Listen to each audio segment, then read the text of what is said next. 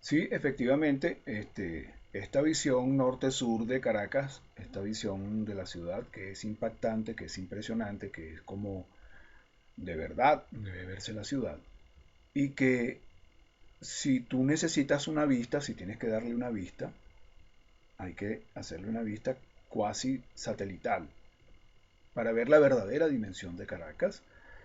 Y sin duda alguna es una ciudad muy grande, una ciudad grandísima. Es algo, digamos, que no tiene nada que ver con la distancia que hay entre Katia y Petare. No tiene nada que ver. Eso es como, digamos, la Caracas visible en plano, para decirlo de alguna manera. Esa es la Caracas visible en plano. Pero la otra Caracas, la que se subdivide en los valles que van hacia el sur de la ciudad, para la infraestructura que está diseminada entre las colinas, entre los cerros, entre los valles altos de los alrededores de la ciudad, bueno, una cosa impresionante. Una cosa impresionante. Impresionante. Yo puedo decirte que tranquilamente, en este momento, una persona que vaya de San Pedro de los Altos, por ejemplo, a El Hatillo, se echa 5 6 horas de camino aproximadamente. ¿Me entiendes? El recorrido que tiene que hacer es tremendo, tremendo. Tiene que llegar primero a Los Teques y de allí bajarse a Caracas. Después de Caracas, recorrer parte de Caracas, subir hacia la Trinidad y seguir hasta Latillo. Un recorrido de más o menos 5 horas. 5 o 6 horas más o menos. ¿Me entiendes? Se los digo de esta manera, supongamos que tenemos un transporte público organizado, bien organizado, y tú puedes ir desde este, ese lugar, en la zona metropolitana de Caracas, hasta el Hatillo, en el mismo sistema de transporte público. Eso te llevaría aproximadamente unas 2 horas y media. O sea, te llevaría algo menos de la mitad o algo más de la mitad de esas 6 horas, ¿no? Con un buen transporte público, con un buen transporte público interconectado de manera eficiente, de manera cronometrada, es decir, que tú puedas hacer un cálculo de tiempo. En Venezuela no se puede hacer un cálculo de tiempo. El transporte público tiene un sistema que yo siempre digo que es un sistema de bodegueros que se pusieron a invertir en transporte, pues. Algo así, ¿no? En realidad no manejan lo que son las técnicas de transporte, tú te das cuenta en las paradas, tú te das cuenta en los diseños, y se entiende, bueno, son asociaciones civiles que se formaron en torno al negocio de invertir en una buseta, y eso por supuesto desprofesionalizó el transporte público de una manera bastante notoria, bastante fuerte. Y lo venimos padeciendo desde hace por lo menos más de 30 años, venimos padeciendo ese deterioro. Este, y por supuesto, bueno, lo que podría llevarse, te podría llevar entre 2 horas y media, digamos, por, lo- por los transbordos que tienes que hacer, en realidad te puede llevar entre 4 horas y pico y 5 horas y pico aproximadamente. Porque es más o menos lo que a mí me costaría llegar a Latillo desde aquí. Esa es la realidad. Y entonces, claro, cuando te hacen una oferta de trabajo que sería interesante, porque de verdad la Simón Bolívar y el Instituto Pedagógico de Caracas tienen un gran prestigio, son universidades que están en crisis, pero tienen una gran tradición. Para mí sería un honor dar clases en la Universidad Simón Bolívar, pero logísticamente hablando es sumamente complicado, sumamente complicado. La única opción es tener vehículo propio. De hecho, si tuviese vehículo propio me fuera por la vía de Latillo. Me fuera por la vía de Latillo, Los Teques, o sea, disfrutaría mucho el recorrido, además, un recorrido que por esa vía más o menos me llevaría como 1 hora y media, un par de horas llegar a la Simón Bolívar en vehículo propio, pero es un paseo extraordinario, porque entonces vas a ver las zonas verdes que se conservan del área metropolitana, que es una belleza. Es una belleza. Una carretera, una de las carreteras más bellas del mundo, sin duda alguna. Ese recorrido que yo podría hacer si tuviera un vehículo propio, ¿no? Para que ustedes vean, son cosas de la ciudad de Caracas. Son maravillas de la ciudad de Caracas que de pronto, bueno, existen, son una realidad, pero al mismo tiempo tienes la realidad logística que implicaría unas condiciones que no tienes y entonces te das cuenta que no puedes seguir con el empleo o no podrías conseguir el empleo. Sin embargo, valga la importancia de ese detalle, ¿no? Porque es importante y es valioso. Me alegra de que piensen en uno para un empleo como ese.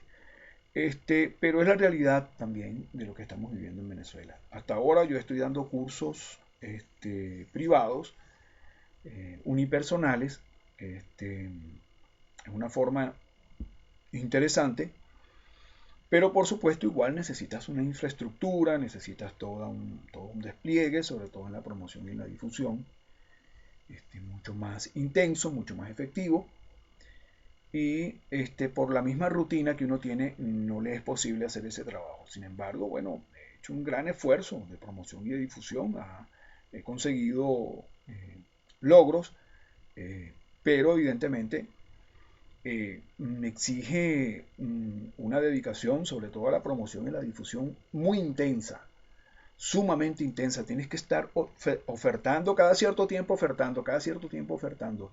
Es impresionante. Sí, y por supuesto eso tiene una exigencia, porque uno es respetuoso de las labores y uno sabe que un promotor es tan importante como un creador, porque los promotores facilitan el que se difunda una obra y el que, digamos, se difunda el trabajo de un escritor. Que es un poco también el tema que yo quería tocar, porque hay un autor que ha ganado un premio importante en Francia, se llama Rodrigo Blanco Calderón, con su primera novela. Y una de las cosas que estoy viendo que ocurre con muchos escritores de la oposición es que están recibiendo apoyo de grupos o iniciativas que tienen que ver con grupos antichavistas internacionales que aprovechan y los promocionan un poco también colándolos con la propaganda política. Ese es el caso de Rodrigo Blanco Calderón y que me disculpe, yo lo conocí aquí en Caracas, es colega mío, recibí informaciones positivas acerca de sus clases, hablé con alumnos que han visto clases con él y me dicen que es un buen profesor, les gusta, le gustaba, se veía que era además una persona responsable, una persona que tenía criterio, que manejaba conocimiento, pero yo no he leído esa novela, ¿no? No sabría decirlo. Lo que tengo entendido a través de sus propias declaraciones en las entrevistas que le han hecho, es que pareciera ser una novela tipo lenguaje, lo que yo llamo una novela tipo lenguaje. Esas novelas que se basan en la prestidigitación lingüística, ¿no?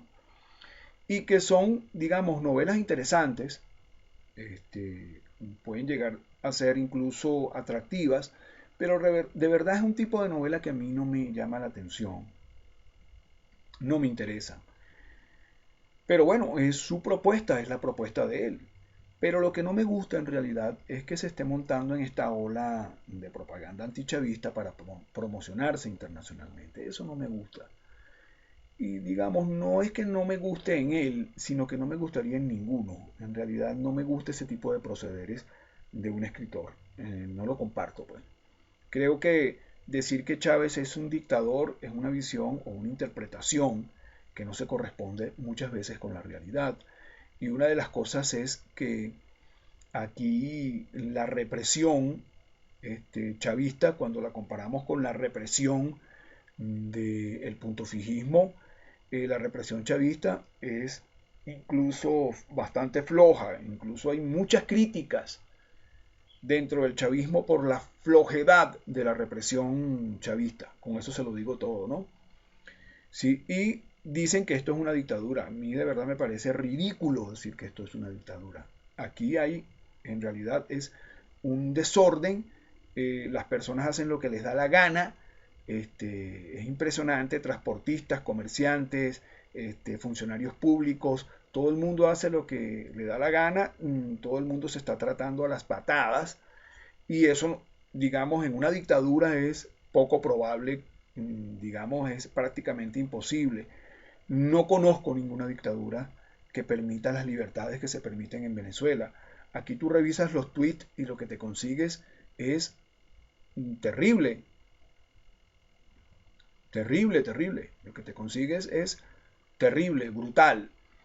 Yo pienso que en buena medida nosotros tenemos que entender que estamos en una coyuntura de choque, de pugna, pero yo me niego a sacrificar el sentido común, me niego a sacrificar la coherencia en las actitudes, independientemente de cuál sea el calificativo que empleen contra uno, ¿no? Porque también de lo que se trata es una pugna de calificativos, es calificarte, señalarte, enclaustrarte, y eso, digamos, lo está ejerciendo todo el mundo. Es impresionante. Entonces, cuando yo escucho a un escritor como Rodrigo Blanco Calderón hablar de Chávez como un dictador o de Maduro como un dictador, a mí de verdad eso me da risa. Me da risa, pero al mismo tiempo me molesta porque está en relación con una línea política antichavista internacional que está promocionando artistas y autores que comulgan con este tipo de posiciones políticas. Eso a mí no me gusta, como no me gusta tampoco cuando veo que hay organismos que apoyan al contrario. Es decir, a mí no me gusta que se juzgue a la literatura con razones extraliterarias.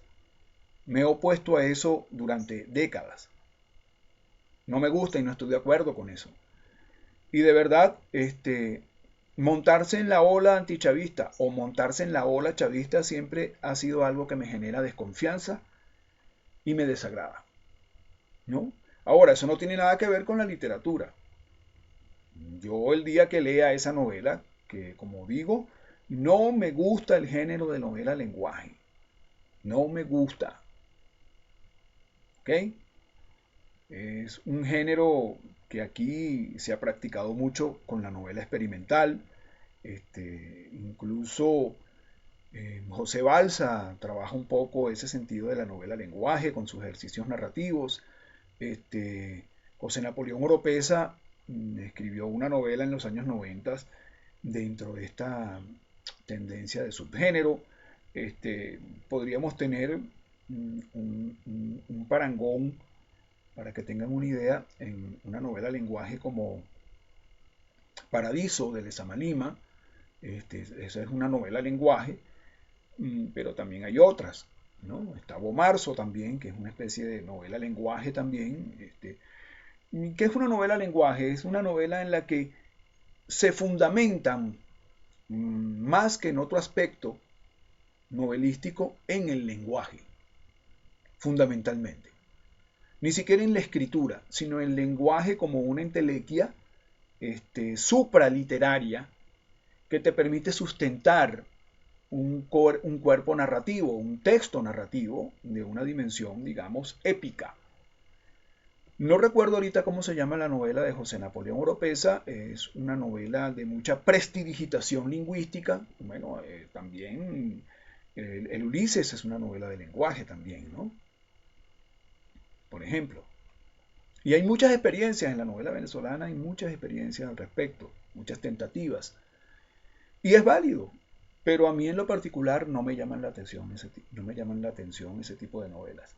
Sin embargo, bueno, cuando la lea podré tener una opinión adecuada. Pero en principio, de verdad, no me agrada la actitud de Rodrigo Blanco Calderón.